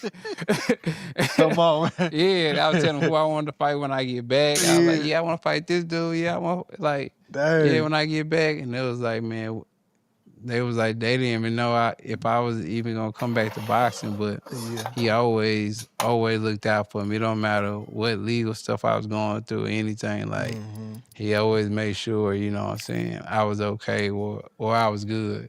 Mm-hmm. Man, that's rare in the game. And he helped me cause my experience is this, like not after, but like right now in my career, bro, like a lot of dudes, yeah, you make a lot of money, but after you fight, you start bleeding again. Like, yeah, you patch it up, but as soon as you fight, you get some more money, and then you're not fighting for a year or whatever. You bleeding out because you have no investments, nothing going on, or anything. Like what I told him, I was like, man, like, yeah, I make a lot of money, but when I'm not fighting, money's just coming out, and nothing's coming in. Like, I know I couldn't sustain because when boxing over with, like I'm just gonna have money like flying out and nothing coming in. And Al helped me out, put me with his people he worked with personally, advisors and all that, and and helped me out and made sure that I got that peace of mind that when boxing's over, I'm gonna be okay. I'm gonna be good. Like I can live like I'm living now. So. That's why I say, I feel like he a blessing to me just because I stuck with him and stayed with him, and he's helped me out thus far. And he made sure, he gave me that comfort that when boxing over with, I'll be okay regardless. And I feel like that's, as a man, that's the biggest comfort, you can have, especially financially, because your family good. Yeah. But that's what you call success. For sure. We can talk about the wins and losses and all that stuff, that come with the game, and we know what comes with it. But to be able to have your legacy intact, don't mean you ain't been through no bumps in the road. It mean that you overcame it, you got through it, and then financially having your stuff right for the babies and whoever your wife is, whatever your home situation is, that's success, bro. For sure. So I love to hear it, bro, because and that's why I love this platform and being able to talk about these things, because not just for the young fighters, older fighters too. We weren't taught this stuff, most of us. Man. And it's hard. People be like, oh, you went, another athlete went, bro. It's hard to budget when you have a lot of different stuff going on. You got a fixed income, it's different. Yeah. You got 10 bills, oh my you God. can look at that. When you got 30 bills, when you got 40 bills, how you gonna budget that? How you know the difference between, okay, there's a need and a want?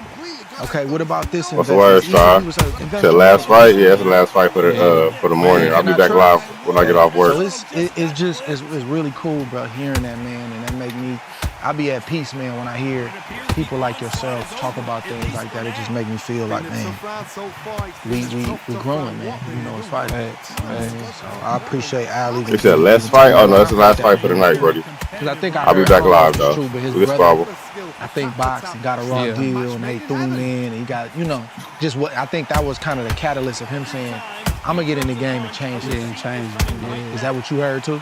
Yeah, I heard the same. Well, I know he told me the story where his brother was a boxer. Yeah. And he fought Sugar Ray Leonard, and, you know, he got pennies. And he just heard about different fighters getting pennies. He was like, you know what?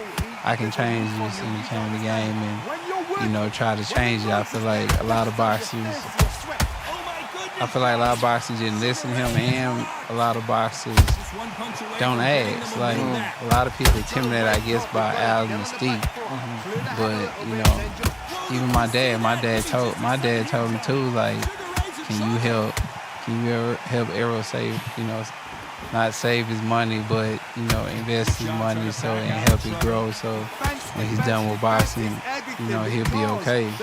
And, you know, that's what I did. Like, he hooked me up with all his personal people, and not only hooked me up with them, but also be there in the meetings with them, you know, just making sure everything's right and everything good. Yeah. It's a blessing, man. It's a blessing. Lucky man, son of a bitch. Quickly became an ESPN prospect. Seemed like you was kind of on the fast track. Like you wanted to move fast. I think right around that 2012, 2013, you had that infamous sparring session with Floyd Jordan Mayweather. Tell me about that day, man. How did you end up in the ring at Mayweather Boxing Club with Mayweather on that day? Louis Aries and Jalen Love had hit me up. It was like, man, Floyd beating everybody up. He needs some work and all this and that. And I'm like, all right, cool, when? It was like, shoot, you can come next week. Like, dang, next week? Like, and then I was like, okay, all right, big. And then once I got there, I'm not gonna lie, I was nervous. I was nervous at first. You know, it's Floyd and everybody in the gym. Like, but all the nervousness went away. Like I said, you know what I'm saying? I feel like, you know, I'm kind of different. I like when people going against me. Yeah. And like when people start hitting the ring, oh, we the dog house, we in this, we in that. That kind of, it clicked. Something just changed in me. Like, oh, these dudes got me messed up. Like, hitting the ring and acting like I'm not him either. Acting like you food. Yeah, acting like I'm dog food, man. I'm like, bro, man, come on. So we spar. You know what I'm saying? It was good work. And then we get out the ring. I guess he in the bag, and he was like, "You alright?" And then I ain't really just. I don't know who he was talking to, so I ain't really paying no mind. Then he said it again. He said, "You alright?" He said that as he hit the bag. Yeah. As he hit the bag, the Floyd talk. When he spar, he gonna talk crazy too. And I'm like, who you talking to? He was like, I'm talking to you. And then I was like, man, we can put our stuff back on, get back in the ring. He was like, what? I said, we can put our stuff on, get back in the ring. Matter of fact, we turn off the bell. Yeah, we turn off the bell, like it's whatever. I'm 21, 22 years old. So, you know what I'm saying? He said, I bet we get back in the ring, we work. No bell for probably for 7 or 8 minutes or whatever, we work. And then he rolled out. I'm like, you good? You know what I'm saying? Like, you good? You all right? Yeah. He's like, good work, whatever. He didn't say nothing, he just kept working or whatever. So, I mean, the sparring was good, bro. It was a good experience. Like, he done just seeing like different tricks he used to do, and like, man, dude, he pinched my nose before with his glove. Like, he said he pinched my nose with his glove. Like, that's funny as hell. Just seeing like how he never really get rattled. Like, he never get rattled. One thing about him, he always kept his composure. It doesn't matter what he doing, you know, what happened, you know, how you coming. He always stay locked in. Don't care what going on, what he doing, nothing, what you doing. He always stay locked in and always just kept his composure. That's one of the main things I got from him. His work ethic. Like, always working. I don't know how he do it, but he'll be up. 1 in the morning at places, just talking, chilling. But I think he that don't round. sleep. Like, he don't wake up till like 1 o'clock. But he comes to the gym like 4. Yeah, like 3, 4. And then like he'll stay up to like 3, 4 a.m. But I think his clocks was different. So For sure. he'll sleep till like 3 p.m. whatever, and then come to the gym and do what he do again like that. But I mean, his work ethic was and still is, different. What you think about him coming back right now at 50? I mean, I don't really care for it at 50, but I mean, he looking good, and I mean, he fighting somebody. How old is Pacquiao? Pacquiao out there too. He probably close to it. Maybe a little younger. Maybe I think a little younger. Yeah, I guess 2 50-year-olds fighting. Yeah. 47. I mean, it's a fair fight. Yeah, it's a fair fight. It's a fair fight. I mean, I wouldn't want to see him fighting somebody 30 years old. Yeah. Fighting a young buck. He's fighting somebody his age, and I don't know how true it is with his situation, but I mean, it's something he probably, got to do. Mm-hmm. So, What was Floyd's like physical strength like in the ring? He was strong. He's strong? Yeah, he's strong, and he's always down. What that pop feel like? Can he hit? Oh, fuck it ain't that. Nothing crazy, but it's more of a, like, I don't know, if he catch you flush, you gonna feel it, but it ain't nothing like crazy power, like sharp though. But it's sharp. Accurate. Though. Yeah, hit you like 2 or 3 though, you gonna feel it. Yeah. It's sharp, accurate, like precision more than anything. Did you get some feedback from Floyd? I mean, not Floyd, but Al after that? After that sparring session? Not that I remember. Nah, not really. Nah, because I remember Floyd was trying to sign me, and he was trying to sign me and stuff, and Al was just like, But that sparring session legendary, bro. It's legendary. Yeah, people talk about it. I just never really, bring it up like that. Because I feel like, what happened in the gym, supposed to stay in the gym. So, I just keep the code. I respect it. Man, in May of 2017, you had the opportunity to go to England to face Kell Brook. Why did you go over there? No doubt in my mind I was going to win. Like, no issue. Yeah, no issue, bro. I never had a doubt in my mind, like, I'm going to lose, especially at that time. Like, it was like, I'm finna go over here and dive. And then I watch a lot of movies, like Spartan movies and all this and that. So I got kind of a itch and stuff to even do that. Like, and I'm finna go to arena foreign. And I'm finna go conquer this dude. Like, go get this belt. Yeah, go get this belt. So I was like, man, I'm finna go over there. Like, this gonna be dope. Because I wanted to take the belt from someone. Mm-hmm. You know what I'm saying? He was the IBF champ, right? Yeah, he was the IBF champ. He had just beat Sean Porter. So he was, the guy at 47. So I just want to go over there and beat him.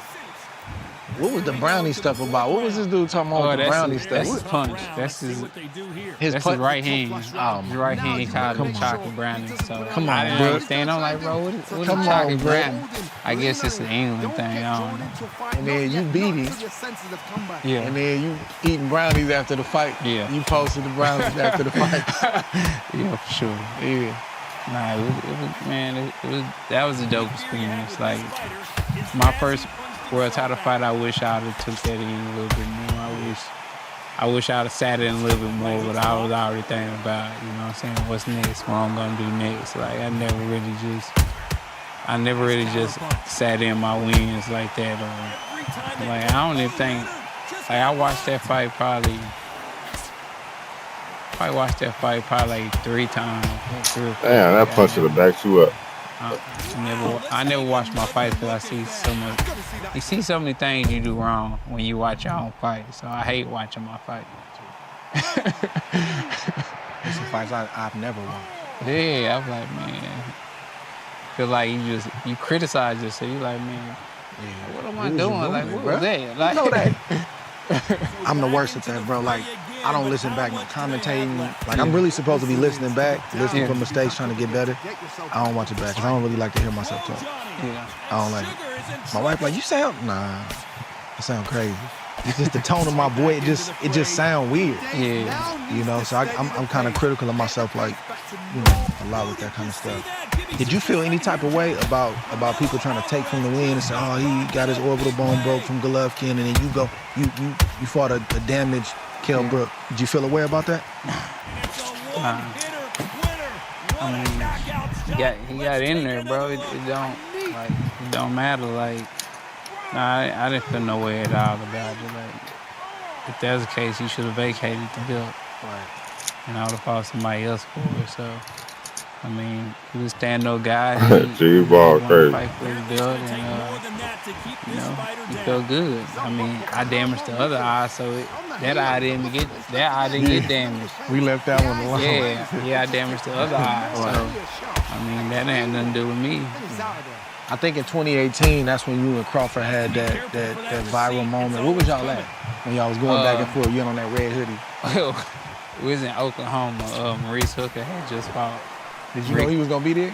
Yeah, I knew he was gonna be there. Yeah, I knew he was gonna be there. How did y'all? What happened in the back? Like how y'all come in contact with each other? I don't know how that happened. Man, that was so long ago. I think I was either doing the interview or he was doing the interview or something, and then we just met each other head on. We was talking. I'm glad I didn't get that $1 million. Hey, that was what y'all was talking about, that $1 million though. Yeah, we're talking about that $1 million, but that was what, 2018? That was a long time ago. Long time ago. Yeah. Tell me about your relationship with Jerry Jones. How did that come about? Obviously you from Dallas, but it's a big man to be in contact with. Yeah. Sure, our relationship just, me always being a Cowboys guy. And then the relationship first came about, I guess. He had heard, through the grapevine, and then I fought at the training center in Frisco. And I did my thing. I didn't even think I was gonna be able to sell that many tickets. Like, I'm like, bro, I'm from right here. Like, I think it was like 15 or 20,000 tickets or something like that. I'm like, y'all want me to, do this?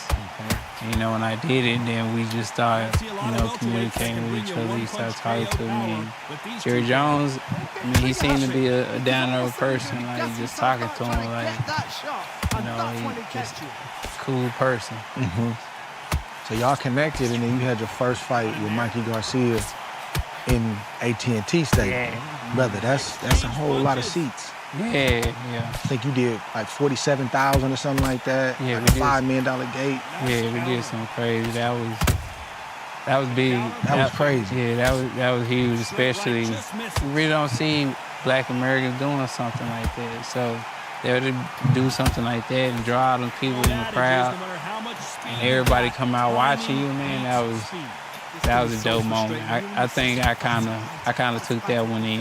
Like, I was like, man, it's crazy. Because I was telling them, like, y'all want me to fight at the AT&T Stadium? Like, the capacity like 70 or 100? Yeah, it was like 70 or 100, something crazy. I'm like, y'all want me to fight here? Like, I'm like, yeah. I'm like, all right, y'all know about all this. I'm not, y'all gonna take the loss if it go bad anyway. So I was like, all right, I do it, but at first I had my reserves about it. I didn't want to do it. So you in camp getting ready for that fight? Are you hearing like, yo, the tickets they selling? Are you hearing about this? Yeah, I was hearing about it. But I just didn't know he was gonna do that well. Especially, man, it's crazy like coming out and just seeing, all those people. I walk through the crowd. I'm seeing people from, childhood in the stands, everything. I'm like, bro, like this. I'm like, yo, this is crazy. Just seeing different people. I don't think anybody would have thought. I don't think my mom, dad, anybody would have thought that I'd be fighting at the Cowboy Stadium. Nothing but a stadium. All these fans come to see me and somebody else fight each other, bro. We don't really do that in the States like that. That's more overseas. They used to have it. It's hard to fill an arena in the United States, but the stadium, bro, is powerful.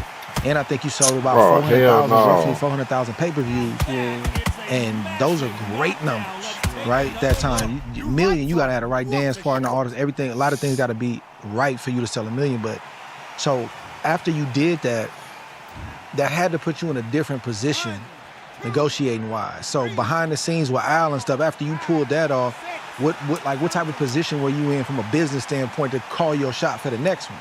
I mean, you was getting, 6 stars treatment. Like, yeah, like basically like anything you wanted or anything you asked for, you know what I'm saying? They're gonna try to make it work. It don't matter if it's not possible.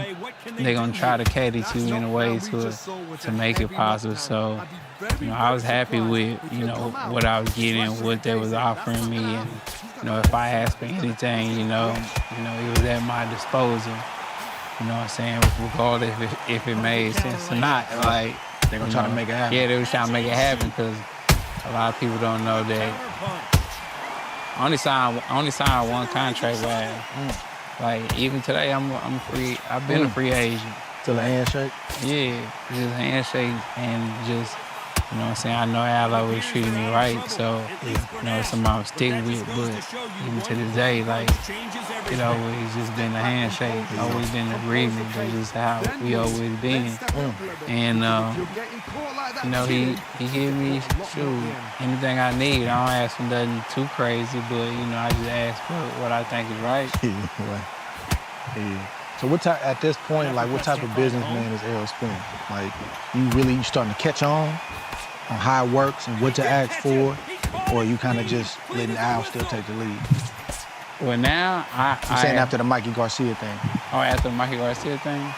I was still letting Al kind of take the lead. Yeah, I was still letting him take the lead right there. But as it started going a little bit more, I started like, man, I got a little bit more power. Like, you know what I'm saying? I got a little bit more power. Let me ask for this. Let me do this. Let me do that. And Al was the type of person. He always, you know what I'm saying? He always came correct. It was never anything disrespectful or anything like he was trying to cut me, undercut me. No money missing, nothing. Yeah, no money missing, anything like that. Like, he always came correct and was always solid. 250 years of independence did not happen by accident. It took builders, risk takers, and people willing to do hard things the right way. That's how I built my companies, sometimes painfully, sometimes imperfectly. Mike Capel here, Patriot Software's founder. Our accounting and payroll is built for American entrepreneurs who plan to last. Celebrate 250 years of freedom and visit patriotsoftware.com to claim our Independence Day offer. It's always coming. Man, at this point, Earl, you had the world in your hands at this point. It's you don't know how high that star is gonna go, how bright that star is gonna be, and I'm looking from the outside in, and it don't look bad what I'm seeing, but you see, Brody know Bro, you are just a catch and shoot nigga, bro. All fucking fight, you ain't gonna punch unless I push. People in general. Had you started partying, I don't know if you was a big partier, but was you starting to drink a little bit at that time? Like, when was you? Because, you start to kind of feel invincible, and I'm not sure if that's how you felt around that time, like right before the Sean Porter fight. I mean, I was already, you know what I'm saying, kind of drinking. I mean, I'm kind of an introverted person. Like, drinking, it helped. If it's OP, then why the fuck is you doing it? Yeah, it made me more open. Now you talking. Yeah, it made me more open. I don't understand you sometimes, Zach. Like, I'm one of the people, I don't like talk. Like, everybody was in the house talking all that. I went for a walk. Catch and shooting all fight. Right before the just interview, doing this, wait for me to punch. Just cause, like, and then I'm not one of the guys like, come on, bro. Small talk. Yeah, just want to sit around, just talk, chop it up and all this and that. Like, I'd rather just, do what I do. Like, you ask some guys, they be out in the room watching a movie or something right here, and I'd be either in my room or I'd be in the dining room reading the book. Like, I've just never been one of those guys. And drinking helped because it made me, more comfortable being in places and just being more open and being more outgoing. It just got to a point to where, I wasn't really controlling it like that. And I mean, I felt like it wasn't a crazy problem, but it was more like doing it at the wrong time. Doing it at the wrong times. You shouldn't So be what doing happened when it you at actually the start wrong punching time. niggas? You You start know what getting I'm your saying? lights punched out. Like you shouldn't, be doing it while you driving or when you know you gotta drive. It's just certain things you should protect because. And I still think about it to this day. I'm like, bro, like all these memories, like these new memories I have with my kids and this and that all could have been gone. You know what I'm saying? So I still get emotional about it. Just thinking about it, 'cause I'm like, bro, like my kids, didn't ask to be here, none of that, and all this would have been cut short because I didn't have stuff set up like I got now, like how I got trusts and I got children, school trusts and things like that for them. Like I didn't have none of that set up, so it would have just been a whole war on, what whoever get. You know what I'm saying? So, I feel like, things happen, definitely happen for a reason. And I feel like I wouldn't take anything back because it made me the man I am today. It made me way closer to my family. Made me, get a lot of people out of my circle and just, lock into what's really important. And that's family and just being around people who really love me for me and don't care about boxing or don't care about, if I ever put on gloves again, I tell them I'm going to return. They ask me, am I sure? Like, is that what you want to do? GG's. You know what I'm saying? My All right, y'all. I'm gonna go ahead and get up out of here. Zach spoiled the motherfucking move with his cheesy ass motherfucking she defense. Gonna drive down here. She gonna drive down here just to see what's going on. You know what I'm saying? All right, shall we up out of here? Yeah, She gonna come check it out. Yeah, just see how you doing in the camp and all this and that, and so. I will catch y'all later. That kind of stuff, and that's the time people you want around you. They're not with you because you boxed. They know EJ. They with EJ. They're not with Earl Smith Jr. Oh, damn, True, I can't even Big read that Fish, person. and all that type stuff. They can care less about any of that. They just want your well-being to be good. Man, bro, God got his hand on you, bro. Oh yeah, for sure. He got his hand on you. Sometimes said my defense is OP, he got allowed but you stuff sitting to there happen. catching and shooting.